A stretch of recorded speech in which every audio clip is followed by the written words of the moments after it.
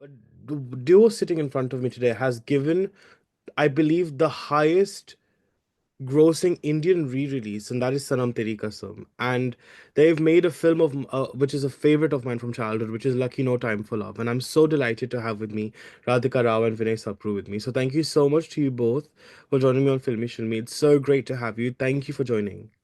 Thank you very Thank you much. for having us. I mean, look, I think the first reaction I think a lot of us had after watching Sanam Teri Kasam's re-release 9 years later is what a masterpiece, and how the hell did it not make the money that it did a few years ago? I think that's the first instant reaction we all had. I think for you both, when you kind of, even though these years have elapsed, and yes, it's gotten the love that it was very, very well due. But how do you as filmmakers kind of look back and kind of have that sense of, you know, I guess a sense of regret, कि क्यों ऐसा love नहीं मिला, बहुत साल पहले. No, it was not a sense of regret, but it was a sense of, for us, it was a sense of deep betrayal that we faced because we trusted a few people, and Radhika and I, from the beginning, when we wrote Sanam Teri Kasam, we always wanted to cast newcomers in the film, and before that, we have been making films with superstars, like you said, Lucky with Salman sir, and then after that, we did a film with Sunny sir, so Sunny Deol ji and all that. So it was always with superstars. So for this film, we always wanted to cast newcomers, and because it was a story which was so close to our heart, and so the whole progress towards making this film, whether finding the person who's financially backing the film, or the person who's going to be the crew, shooting crew, or even the lead star cast, like you said, Harsh and Mavra,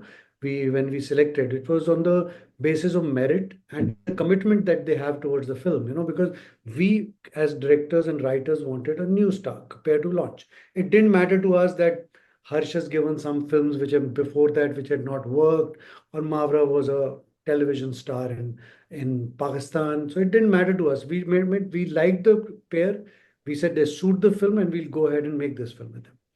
And while we were making the film, and so we pulled in favors because, like, all the newcomers films that you make, you have lack of finance, lack of funding, low producers wanting to come, and you are always trying to make the ends meet to make a larger than life film, that film experience that you want to give. So we were pulling in favors from Himesh Reshamia ji, who was very close to us, and we said, "Sir, we need your music in the film." So he was kind enough to come on board, and he says, "Okay, just for you and Radhika, I'll give the music." Then there's the publicity designer who's he does all the big films here, Rahul Nanda. He does the publicity for all Dilwale Dulhania and all those big films and all, So we pulled him in to do that photo session, that bathtub photo, which is so famous poster of ours. So so we pulled in all our friends to come in and all. And then when we decided to go into the studio, we when we said, okay, we'll give you the film, they all came in before we decided to give them the film. They were making these PowerPoint presentations to us. They were saying, we are going to do this, we are going to do that. You got an amazing film, sound, everything, all the whole lot of promises, But when it came 1 month before the release, 1.5 months before the release of the film, everything vanished. Nobody, they just disappeared. And we were left with these kids in our hand with the Harsh and Mavra, and we were having this music, we were having these posters, we were having a film with us, and we had the team which was supposed to mount it and promote it. They just disappeared, and it just went south from there on, So it was a more than anything, it was more of a disappointment on the kind of, going back on their words kind of a thing, I want to know. I mean, I will come back to Sanam Teri Kasam, but I think it will be important to know how, as a creative, how you deal with such circumstances. Because obviously, Sanam Teri Kasam, it was at the time of its release as well. Because I think also what happened was, the dynamics of the industry were very different, right, back then. Like, I think people were eyeing more the bigger, sort of upper, bigger budget films. Like, don't forget, like this. I think what this released in February time, I believe. in 2016. So obviously we had just come from a year where we had like Bajirao Mastani and all these big heavy movies, right? So it almost felt like people were just not very, which is strange, because obviously just a few years before Sanam Teri Kasam you had Ashiki 2, which did very well. So it's not as if people were not looking out for new talent. They clearly were. They clearly wanted to, but yet it was this very weird dichotomy, right? Like the people wanted the sort of newcomers, but at the same time they were also eyeing up and prioritizing the big film releases as well. So us waqt, how did you overcome this sense of, like you mentioned, this whole sense of deep betrayal that you've mentioned? What helped you actually go through that, especially up till now?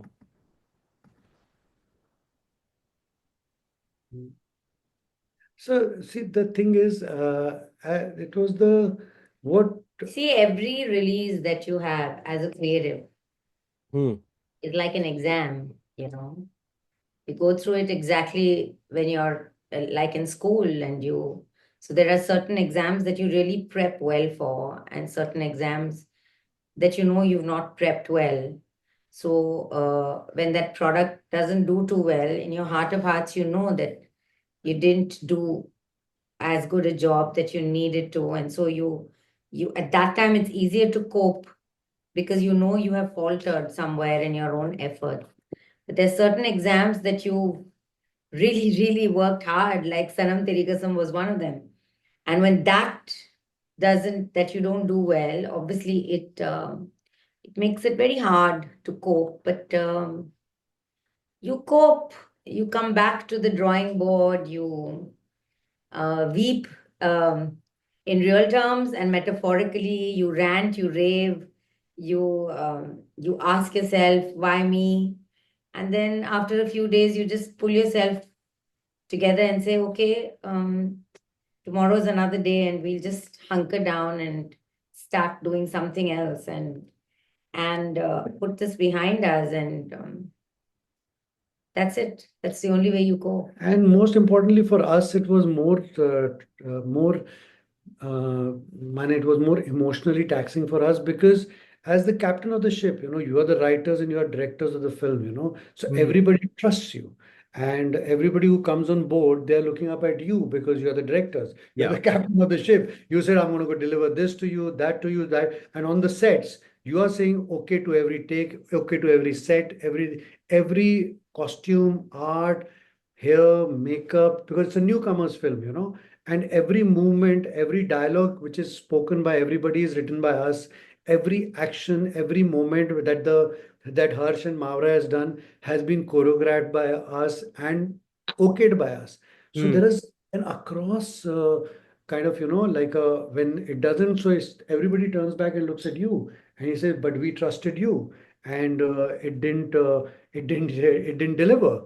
So it's a sense of disappointment runs much more deeper because we had a producer who was a first time producer, and we had this actors who are first time actors, and you have a friends who had given favors to you by giving the music, by giving this. So the whole thing has much heavy burden on us. I'm Hmm. saying, take for example, Keech Meri photo. I still remember at that time, these Himesh ji's tracks used to come, Hukka Bar and all those smash tracks used to come, and there were all these tracks which were shot in these nightclubs and all these Hmm. Akshay Khanna ji and all those Akshay Kumar ji and all that dancing and all those in the nightclub songs and blockbuster songs, and and I still remember when they saw the trial and they came out and they say, but Khich Meri photo, I thought it will be shot in a nightclub, But Radhika and I, we shot it the way we shot it, That is how we choreographed it. So in this case, because you are the captain, and because we have written, directed, and everything, so the onus lied much larger on us, Hmm.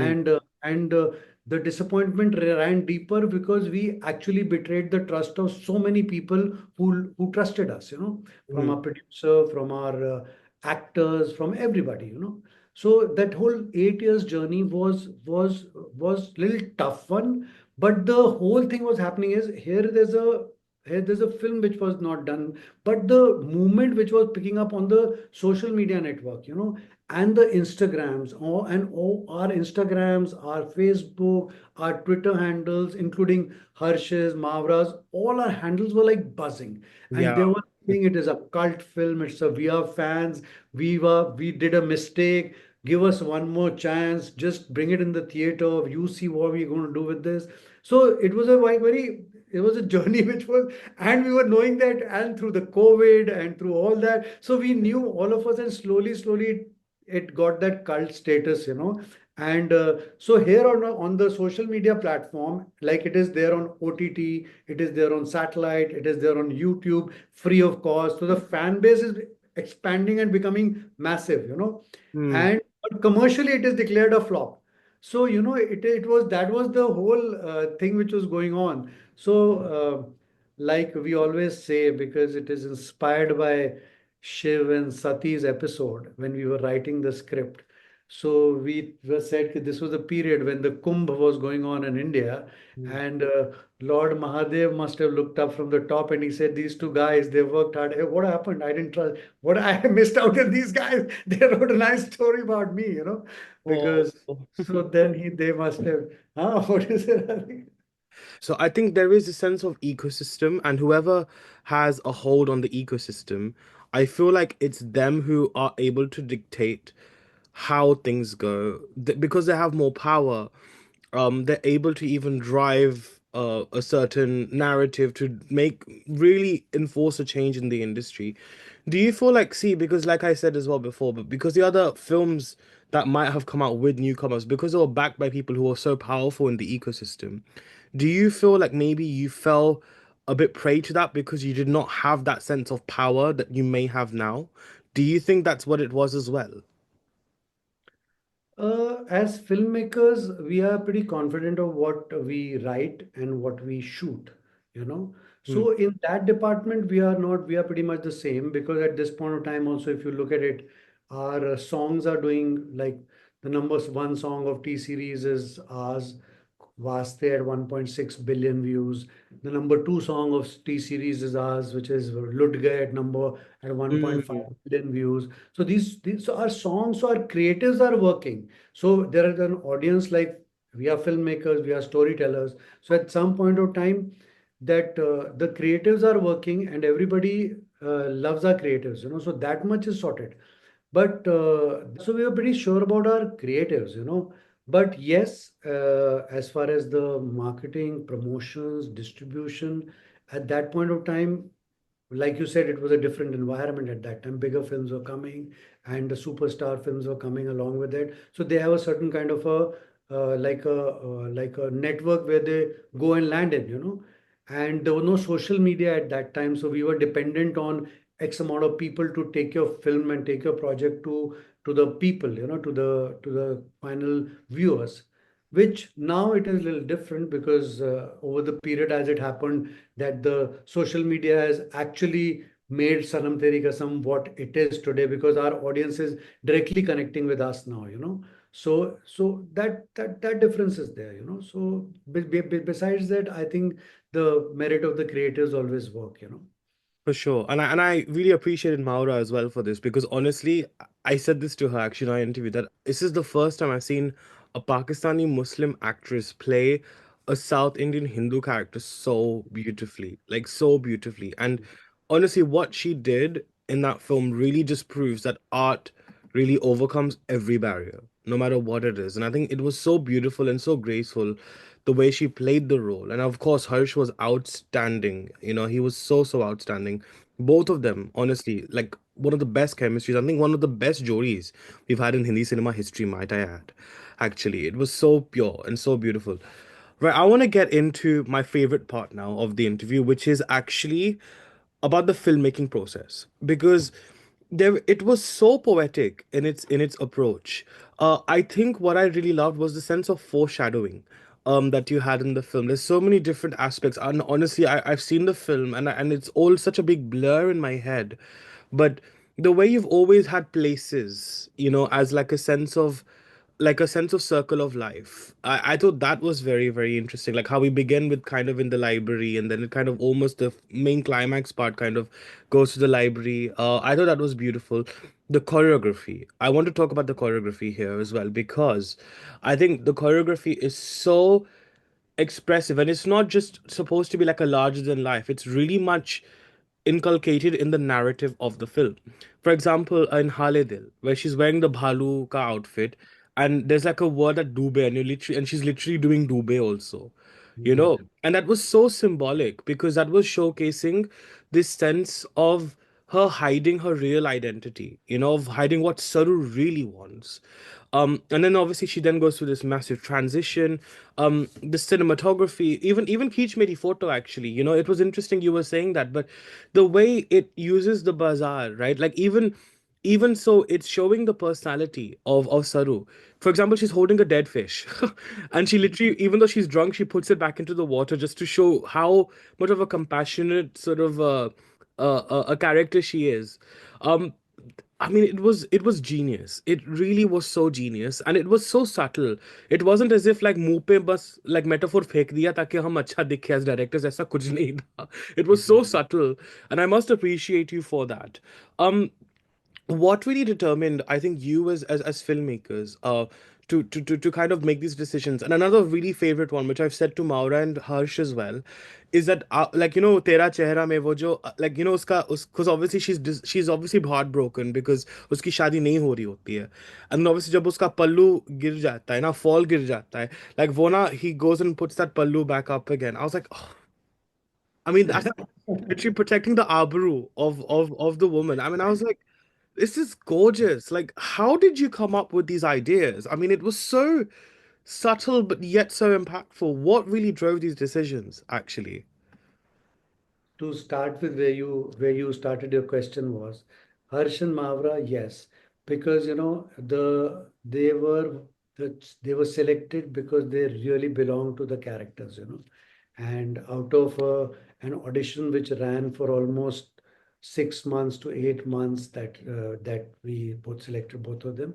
And like you very rightly said, art runs across borders, and it was Mavra who was selected, being a Pakistani, Hmm. but because she was living up the character so completely, that we selected her out of all the girls. Lots of girls who were there at that time who auditioned were now very big stars in India, Oh, But then wow. we selected, yeah, we selected Mavra because she really did well, and that's, like you said, for the South Indian, So both of them, yeah, and the both of them, the best part of both of them was they completely surrendered to us, So there were no questions asked by them.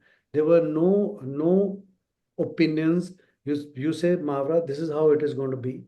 Harsh, this is how you'll walk in. You'll pick up the glass with your hand. You'll walk out of the whole thing. So the whole stylization, whole spunk of Harsh, Harsh's Inder's personality, you say it, and they both of them used to do it, So that was the best part of it. That's what even shows in the on the screen. The director's vision comes out absolutely honestly and sincerely, and they both of them have done it beautifully, so yes, so they do make a dream pair, Hmm. like you said, that they're most beautiful pair that they are. As far as the creatives are concerned, I have a genius in my partner, and she has these originals, ideas, and all, which are We both think together. It's very Hmm. kind of Vinay to say that. But when you ask this question, I get a bit scared of questions like this because we are always on a borderline. Is do we tell you the truth or do we pretend to be this very esoteric thinking directors? So I'll tell you the truth. Yes. Is um is actually it's done with instinct. Hmm. You're sitting there and you actually pick a subject which you really like in the first place. You really, really, really, really like the story. So there was no other optics apart from the fact that we both really, really liked the story at the script stage. We really liked Inder and Saru when we wrote them on paper, and there was no face to them, and there was no Mavra that existed, and there was no Inder that existed. When Hmm. they were just words on paper, we just loved the story. When we wrote the story of how she'll come to the library and how the other boy is going to come and say, listen, I've fallen short of a girl, can you just come to this party and can you be this bear? We didn't know what he wanted her to be, and we both were sitting and we were writing, and then we suddenly said bear. So everything was very instinctive, and on hindsight, you add a lot more layers of thought there is. But at every point that the creators were happening, they were just happening because we just happened to like them. And that was the only real yardstick of saying, why did we do this? Whether it was the market, because we both love Bombay. Hmm. We both love the Thais in Bombay who do the fish markets in Bombay. So there's a lot of homage to the city that you like. So they're not really any conscious layers, but there are a lot of subconscious layers. But the only one constant was we were truly doing things that we liked. Right. So it all came from there. So that's why you see things which, so when you like something a lot, then I think even the audience feels the same way that you felt. So there was no कि चालू बन जाते हैं, ये अच्छा हो जाएगा, ये क्लब में लेके जाते हैं, ये आइटम कर लेते हैं, ऐसा ऐसा कुछ था नहीं. वो ही कर रहे थे जो हमें लगा कि इस सुंदर कहानी में सुंदर लगेगा, Hmm. एंड इमोशनल लगेगा, इम्पैक्टफुल लगेगा. तो Hmm. बस it was just that free flow of thoughts. So when you say that Tera Chehra, the way it begins, because we both actually, it's funny that you're asking about that, because it for both of us it took a lot of time to say कि जब हम गाना शुरू करते हैं, Vinay and I think about a song like people think about a scene. Right. एक एक बहुत लाइक और एन एक्शन सीन, कि अगर एक्शन सीन हो रहा है, आप कोई भी डायरेक्टर के पास जाओ जो एक्शन फिल्म करता है, वो कहता है नहीं, मेरे एक्शन सीन में मेरा एंट्री अच्छा होना चाहिए, मेरा मिड पॉइंट, मेरा climactic point action scene. So we both approach songs like that. So we were very cautious that that was a very important part of the film. And we said the song is starting, we couldn't have any dialogues, and we wanted any one gesture of hers that would represent how low in self esteem is, and how much she's hating herself, and the fact that she got all dolled up for this, and she just wanted to reject all of that which had happened over the Hmm. past days. So we kept thinking, what would it be? What would it be? What would it be? What would it be? And I remember saying, Vinay, that she's got this little brooch, blue brooch, and she'll just pull it out and she'll just throw it down, and Wipe off the and lipstick. wipe off the lipstick. And then Vinay said, and when she throw it down, the pallu will come down. And what is it that he's going to do? He's going to say, he's going to pick it up and wrap it around her, and that's how we and then when we got the beginning of the song, then the rest of the song kind of fell into place. But it took a long time to crack it. So yes, we had a lot of back and forth, and we kept thinking about it, almost like writing a script, and a scene. Yeah. Oh, so beautiful. Honestly, it was mine. Honestly, it was so majestically shot. I think also for me, the cinematography in your films have always been a very center point, actually. in fact, I think the cinematography, especially towards the second half of the film, of the movies, have always played a very big role because I feel like as the drama has heightened, the cinematography also then kind of, in a way, it eases that sense of intensity with the viewer. Like for example, I remember the cinematography you had in like Time for Love during the whole Sunzara sequence was mind blowing. And then obviously, yes, of course, that famous bathtub sort of poster that you had. And I think the whole Sanam Teri Kasam ka jo pura jo cinematography tha, I think all the intense songs that you have, I think in the second half, I think it was mind blowing. I think cinematography as well. You mentioned instinct, but would you say even when directing the cinematographer and kind of giving them the sort of that sense of direction, do you think that also comes from instinct as well? Because it would be really nice to understand how the director's lens then translates into the cinematography we finally see on screen. No, it's like you very rightly said that the cinematography and the whole taking style and the whole thing goes with the mood of the film at that point of time where the film is standing. I would say as far as the conflict is concerned, emotionally where the film is standing at that point of time, you know. So the whole, whether it's the lighting pattern or whether it's the set design or whether even if you see the title song of Sanam Teri Kasam, it is shot in an abandoned auditorium, you know. Hmm. So where the as if the play has been done and it has been left halfway through and it is an abandoned auditorium, you know. So it is actually that's where the emotionally also the film is standing, you know. And then the whole mistiness and whole the characters are at that time emotionally also there, you know. So you generally take it along with the so that the brief to the cameraman was always that okay, to convert the emotion and the conflict that the film is at that point having, you know.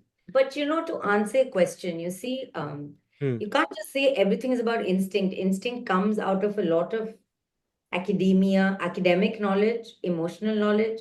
So it's also years of experience, it's years of study, it's years of study of other filmmakers that you like, Hmm. books that you read, paintings that you like, so costumes that you like. So when you reach that stage as a director, you have a lot of information that are there in the cupboards of your mind, which you have built up over a lot of years, over things that you liked or not liked. So there is also a lot of just hardcore technical knowledge that you've built up. So nothing exists outside. Of course, the lensing is discussed. Is this emotion हम कौन सी lens डालेंगे, इस emotion को एक ही lens के साथ करेंगे by just moving the camera. So it all really depends upon how we see the scene. So yes, there is discussion about the technicalities of it, but all that, after all that, then finally, of course, the instinct kicks in only at the last minute. But that instinct is also a creation of all the information that has been in place, you know. So you Hmm. have prepped for it all your life, basically. So that's why when they say, people say direction, we always say direction is hard because you have to prep all your life, because there are all departments that you have to have a voice and an opinion about. So whether it's a costume, whether it's art, whether it's taking, whether it's editing, whether it's saying कि अच्छा मेरा हम लोगों का camera इधर से इधर इतने टाइम में जाएगा क्योंकि बाद में मेरा बैकग्राउंड स्कोर इधर से इधर आएगा. Hmm.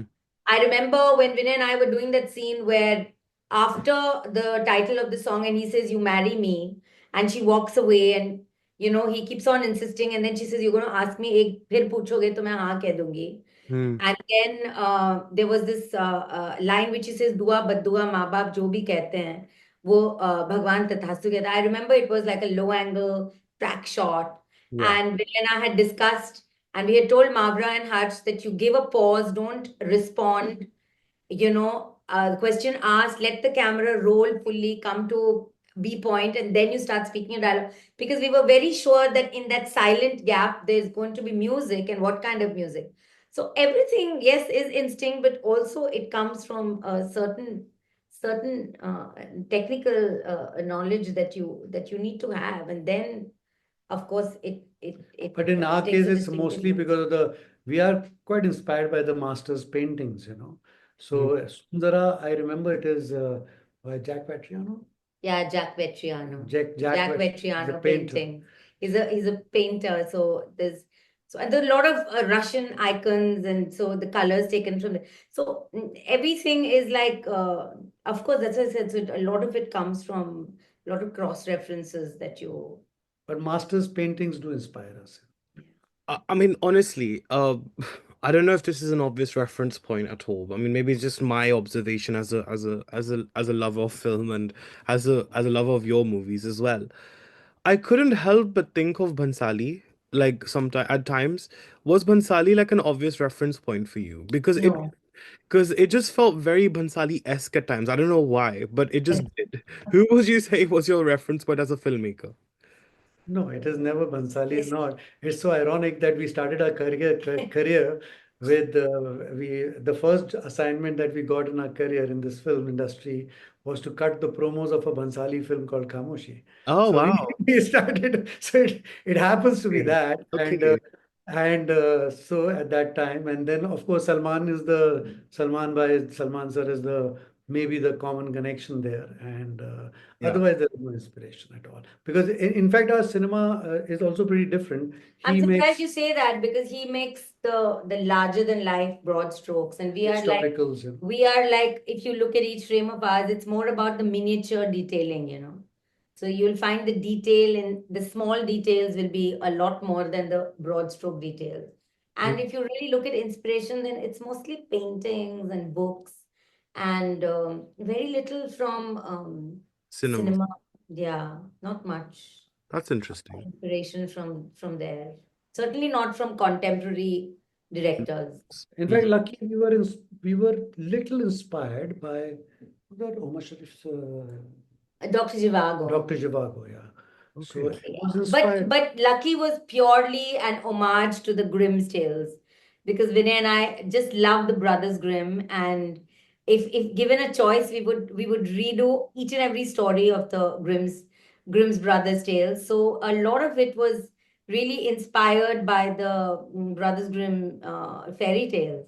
Mm. So everything came from their writing. So Lucky was actually just an homage, whether it's the colors, whether it's the frames, whether it's the flowers, whether it's the chori chori where you had the princess and the pea reference. And so I don't know how many people understand, but we keep doing all the things that we Or or that the we really like. or So it was definitely a Brother Grimm's. or the opening of the film Lucky, which is Little Red Riding Hood. Yeah, And of course, Mm. she Little Oh, was Red yeah. passing Riding. through the jungle, and then Yeah. the So wolf that's what I comes. said. It's the Brothers Grimm tales, which we both love. We've got so many versions of the Brothers Grimm tale, illustrated versions, abridged versions, different authors.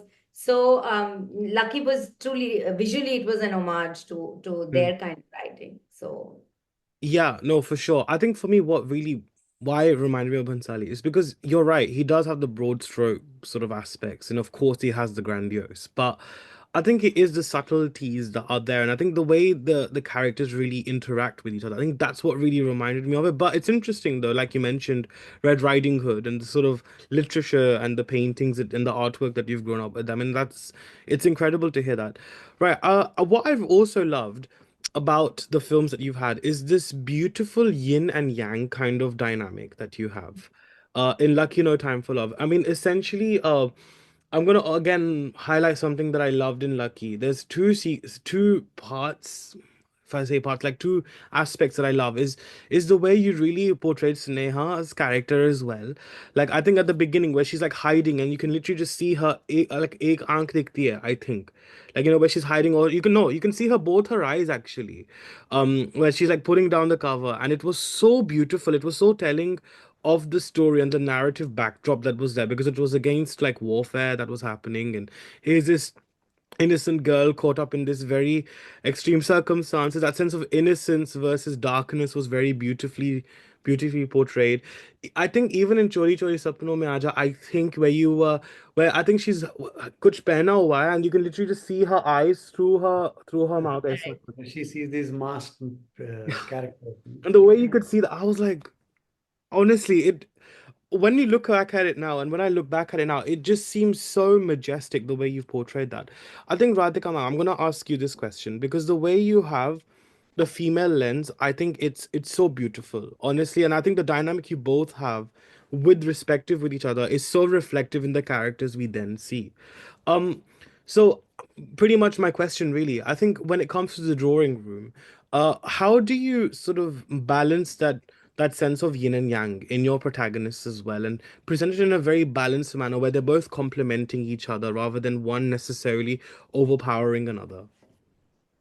it reflects both of us. We've been partners for 30 years. for 30 years now, So, and we very rarely, if ever, I don't even think, I can't recall the last time we've argued on a creative subtext or text. So, we both like the same kind of stories. We both like the same kind of actors. We both like the same kind of art, same kind of everything. So that balance exists in the partnership, because we are not related to each other. We were not school friends.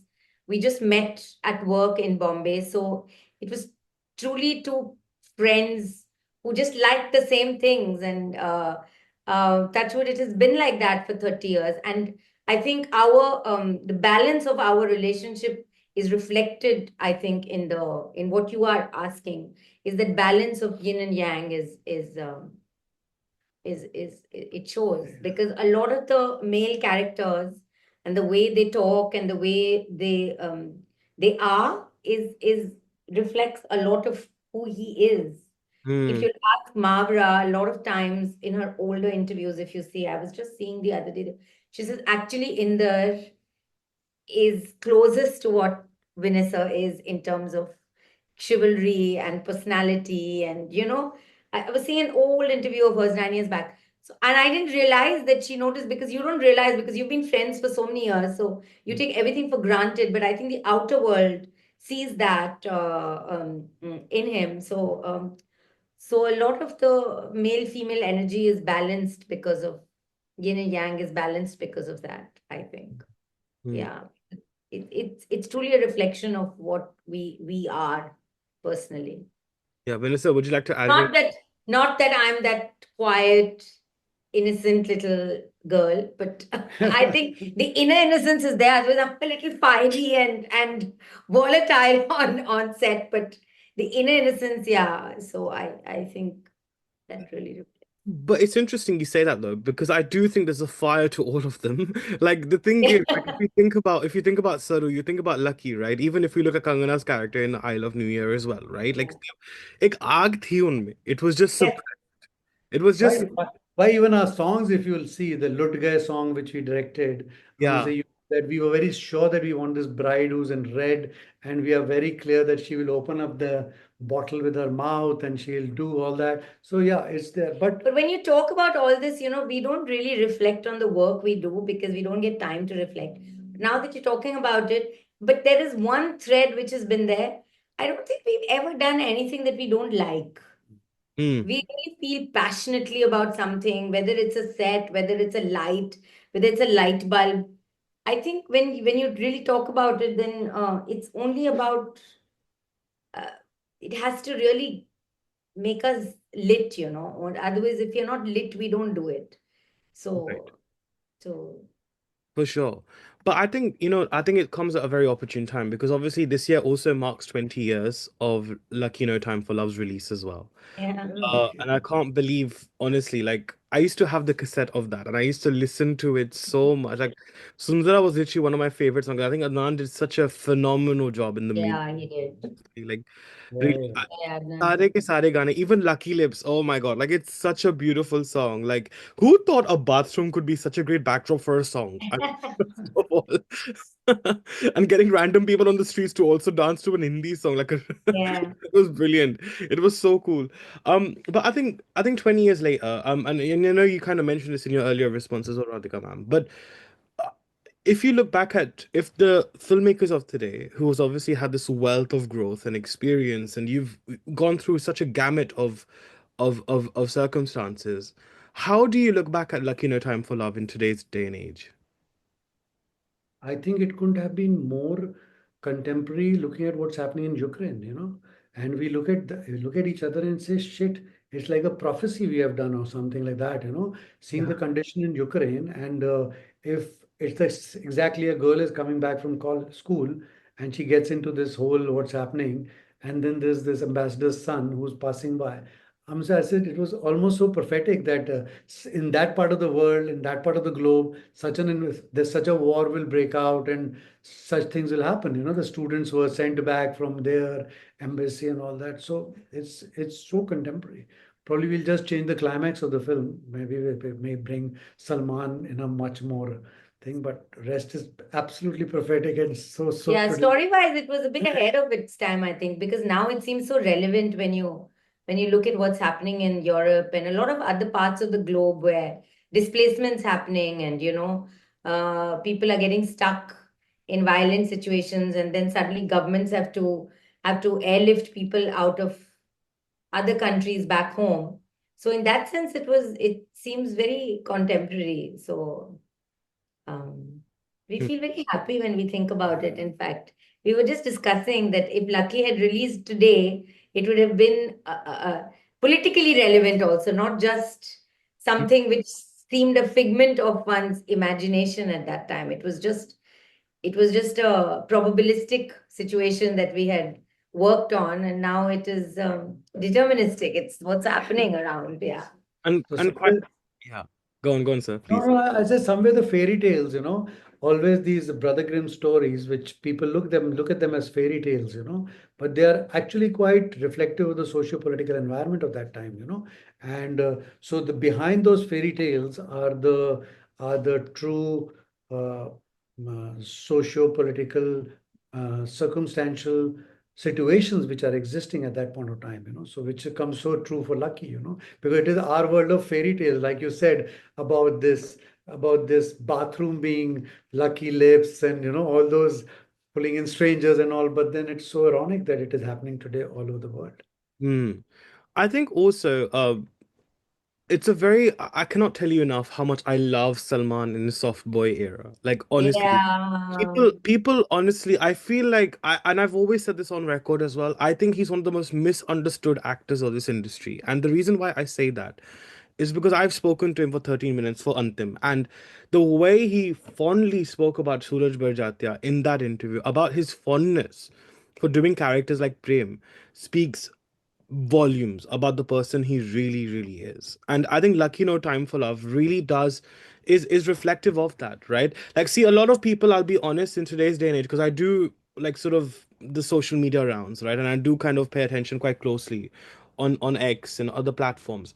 See, a lot of people may argue that it might be a little controversial, the story, because obviously she's a schoolgirl, right? And he's obviously like this grown adult. So obviously this whole dynamic would have been deemed, especially by the sort of pseudo woke sort of people, quite problematic. How would you have dealt with that actually if it had released today and people had those reactions towards the story? What would be your line of defense for that? There's no line of defense about it. I mean, if we did a story like that, every story we do, even when we did Sanam Teri Kasam, they still say that, oh, but how could you write about a girl who wants to get married? Doesn't she have any better aspirations in life than wanting to get married? What an outdated institution marriage is. What is it that she's so hung up about her father?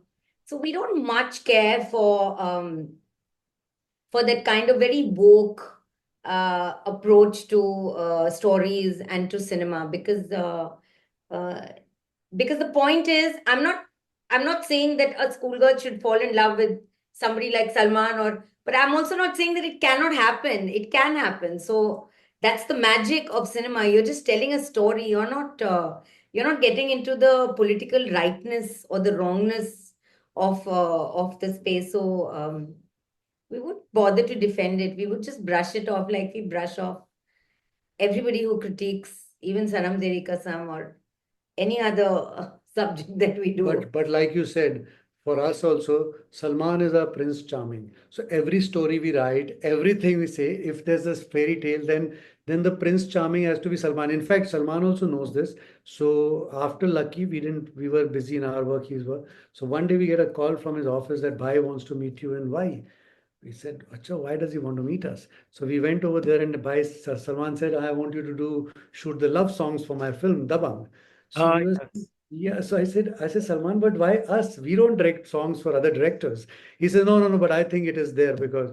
So he played us the dance tracks, and he played us Munni Badnaam, and he played us Hud Hud Dabang. So we said, all great songs. He said, but those are not the songs for you. You are this song. ताकते रहते तुमको सांझ सवेरे. So he said, Salman, why this song? I say, he said, trust me, it is an out smash it song. We Yes. said, okay. And we said, okay. And that song was already shot before also. So I said, oh, so this is the toughest job. So, but like you said, when you sit on a love song and you say, if my Prince Charming is Salman Khan and you're shooting a love song, whether even if it's for Chulbul Pandey, then Mm. the thought starts coming in that then then we gave him that the hearts, chashme ke andar, those Yeah, yeah, hearts and all those because those kind of visualization can come to you only for Salman Khan because he's such a charming face and he's got that swag, but the swag belongs to this Prince Charming, so he has those hearts in his so those visualizations come automatically when you got And you're Salman. right when you say that he's very misunderstood, because anybody who spends a lot of time with him knows that I don't think there's anybody who's more romantic, not purely in terms of romance. I'm talking about romanticism, Mm. Wordsworthy and romanticism. I don't think anybody is more romantic under all that macho swag. He's just a deeply romantic man about everything.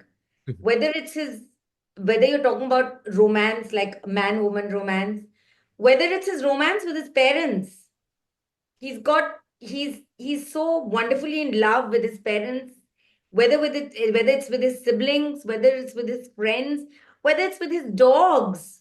If you will see 5 minutes of Salman with his pets, and you'll see, there's just so much of intense love for for a lot of things and for a lot of people in his life. So there is extreme, like a mush. He's just mush on Mm. the inside. He's such a soft marshmallow, and people don't realize that, as you say. So people just restricted to his romance with a woman, of course, because he is who he is and he feels that way. He loves in the evening, if you ever have the good fortune of spending a night with him on his at Galaxy, when he's just uh listening to good music and talking to buddies and talking about cinema, invariably in the background there will be only romantic old songs playing. Oh, He I doesn't listen to all these hyped up, these cool songs. There'll always be this good old romance, great lyrics, heartbreaking lines and thoughts. That's what plays continuously for 4 or 5 hours, and that's how he spends his evenings. So he's a deeply romantic man, but romantic about everything that he loves in mm, life. So so very that's he is. And he's also a man who's who works with his gut and with his instinct. So whatever you say about him, that's right. So that's why he's so deeply romantic. And we both also love that part of Salman a lot. the spirituality is so important. और आपके film में spirituality have always been there. Um, do you feel like because people are now realizing the truth as well about spirituality, about hopes and uh, manifestations and all of those things, do you feel like that also has been a very huge connecting point with audiences today, especially because of the traumas and the darkness we face due to the warfare that's going on and because of the pandemic as well? Yeah, of course. In fact, one of the biggest thing which as filmmakers, which we strongly believe is the music. You know, you cannot have music not narrating your emotions, So problem kya ho so in between and sometimes the emotions the music went out of our films, because like you said, it's not cool to be singing songs. What a hero will come and sing songs and all that, but they don't realize that even in our Indian culture, even in an Indian audience, whether it is our Hanuman Chalisa or whether it is our Aartis or it is a Shabad Gurbani or it is with anything, it is in the form of in the form of songs, so our sensibilities are listening to our tales in the form of songs, so even that is plays a very important role. So the one segment of people believe that no, the why are you having this because this is now outdated, because if you are making a story for youngsters or making a story for a youth, then these are the do's and these are the don'ts. So the modern youth is this, so you have to have in your title, what is this Sanam Teri Kasam? What is this title? A title has to have some English word into thrown into it, And like you said, what is this conflict about father not blessing the daughter and father doing the pinddan of a good daughter? But now the way that it is connected with the youth of the actually in this whole re-release, it is the youth which has been going and watching it, And it has become now, Sanam Teri Kasam has proved it all wrong. And what you are saying right is that it was so few days back in India, it was all about, the concert economy has come, so it is uncool to be going and watching films in theater. You have, so people, it is, youth likes to go to a Coldplay concert, or a Ed Sheeran concert, or a Diljit Dosanjh concert. They click their selfies there and post it. But with Sanam Teri Kasam, I think just because of the sheer uh, value system which it brings on board, sheer the emotions it brings on board,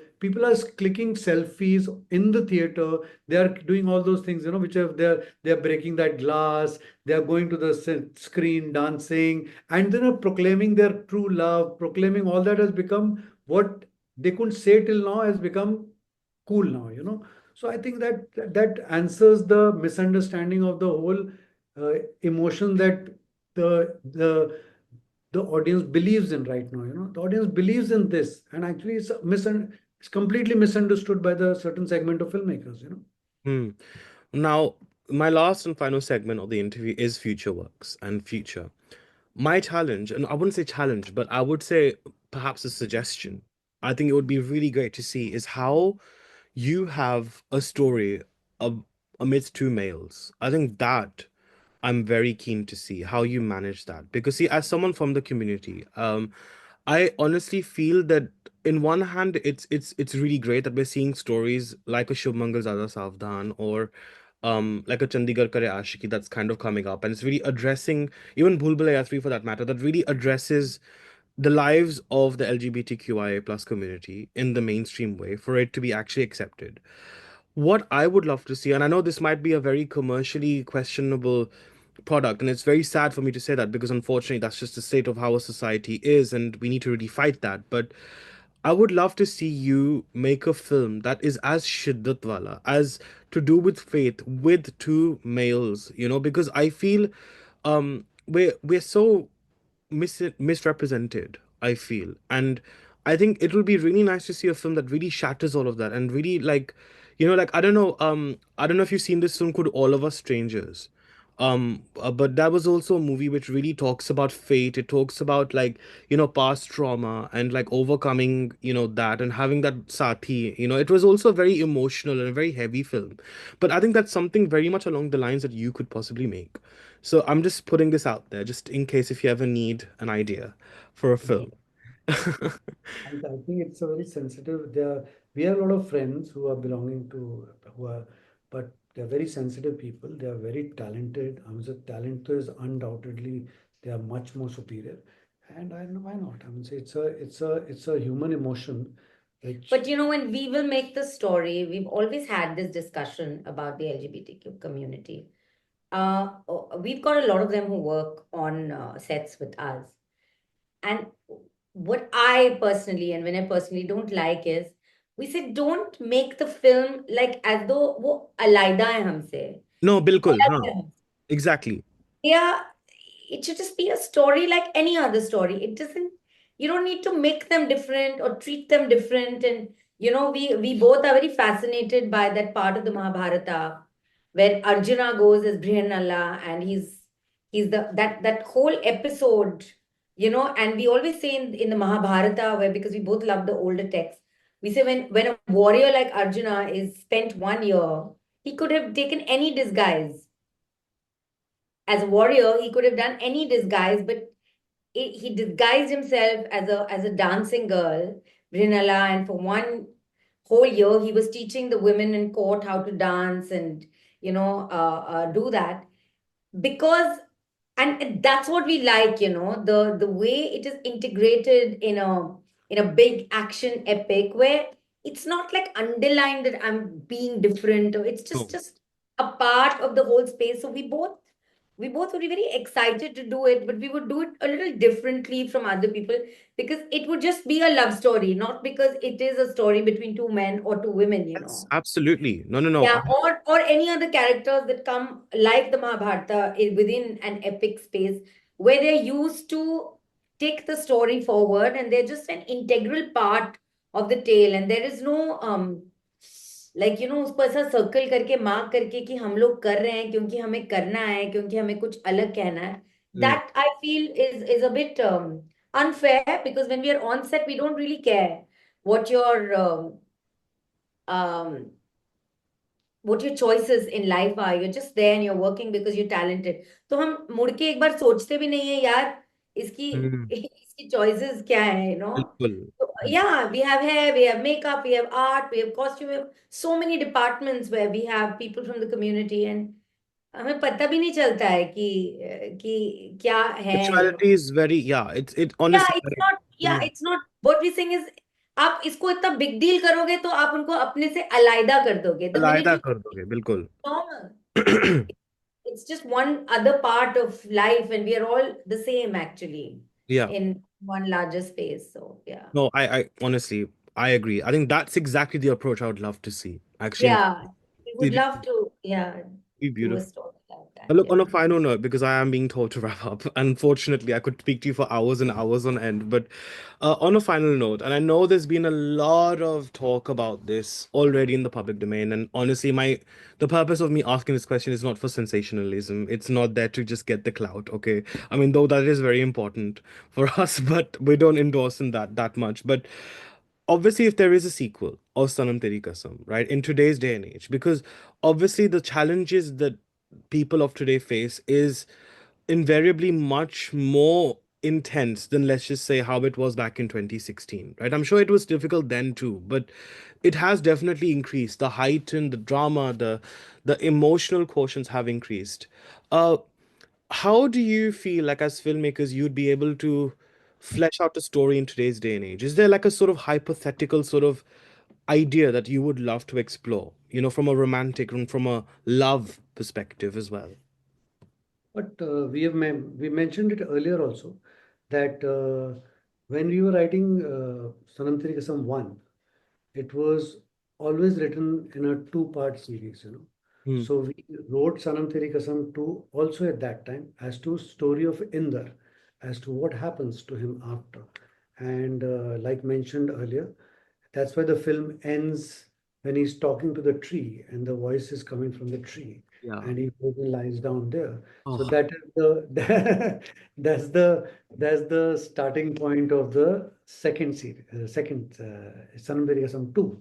So that is the place where the Sanam Teri Kasam 2 starts. So we always wrote it as a two-part series, but then whatever happened in 2016, so that script which we wrote, part 2, was in our shelf. It was kept up, and nobody nobody Nobody asked was for it. interested in Nobody it. was interested in it, so we just kept it up there, you know. So now that Sanam Teri Kasam is such a big brand, and there is a lot of interest in Sanam Teri Kasam 2. So hopefully we'll pull it out and give the story of Inder a conclusion, you know, because that's how it was written.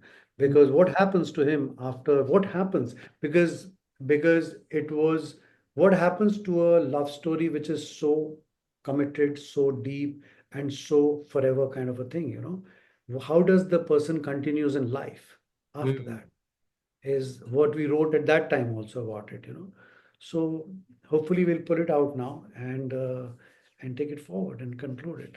And I think what would be really fascinating is like if he finds someone who is completely different to Saru.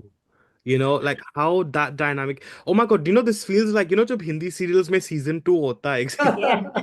Like literally I was watching Sasural Genda Phool on Star Plus. They had like that first I, season, I second season. can't tell you the number of Instagram messages and the number of mails and number of things we come get for Sanam Teri Kasam 2 script Oh my. ideas.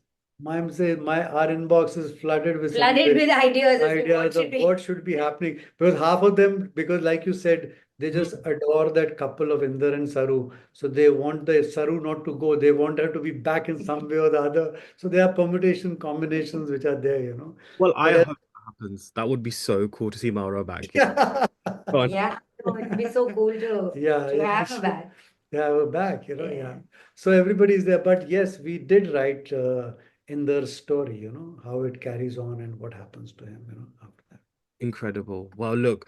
Radhika ma'am and Vinay, thank you so much. I mean, honestly, this has been, gosh, this has really been such a deep dive. And I think, honestly, I love such conversations. I think this is exactly what really Filmy Show Me is about. It really is that whole deep dive and understanding the art behind the artist and, a lot more of the emotional and mental sort of journey. And thank you so much for giving us such a wonderful interview. It's been such a pleasure to have you both. And what an absolute delight the film is. So thank you.